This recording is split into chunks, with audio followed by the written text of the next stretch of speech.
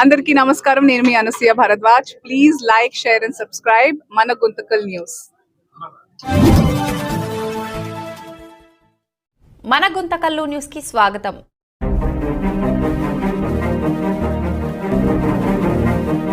నిన్నటి రోజు అసెంబ్లీలో బాలకృష్ణ గారు జగన్మోహన్ రెడ్డి గారిని అసెంబ్లీ సాక్షిగా జగన్మోహన్ రెడ్డి గారిని సైకో అనే విషయంపై మేము దాన్ని తీవ్రంగా ఖండిస్తూ ఉన్నాం. నేను ఒకటే చెప్తా ఉన్నాను బాలకృష్ణ గారికి, మద్యం మత్తులో తప్ప తాగి అసెంబ్లీకి రావడం అనేదే మంచి పద్ధతి కాదు.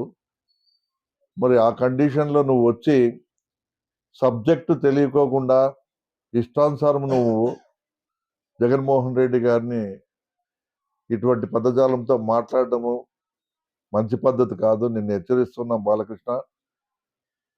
రాజశేఖర రెడ్డి గారు ముఖ్యమంత్రిగా ఉన్నప్పుడు మరి నువ్వు జరిపిన కాల్పుల విషయం మర్చిపోయినారా? ఆ రోజు స్వయంగా నువ్వే హాస్పిటల్లో జాయిన్ అయ్యి సైకో సర్టిఫికేట్ తీసుకుని వచ్చి మరి ఆ రోజు ఆ కేసు నుంచి బయటపడేసింది ఎవరనేది కూడా మీరు ఒకసారి ఆలోచన చేస్తే రాజశేఖర రెడ్డి గారి కుటుంబము ఎటువంటిదో, జగన్మోహన్ రెడ్డి గారి మర్యాద ఎటువంటిదో అనేది తెలుస్తుంది. ఆయన చిరంజీవి గారిని సాదరంగా ఆహ్వానించి ఆయన దంపతులను మరి ఆయన ఇంటికి తీసుకెళ్ళి ఆతిథ్యం ఇచ్చి మర్యాదగా ఆయన్ని బయటికి కారు వరకు వచ్చి ఆయన్ని పంపిన విధానాన్ని చూసి మీలాంటి వాళ్ళు మర్యాద గురించి నేర్చుకోవాలా.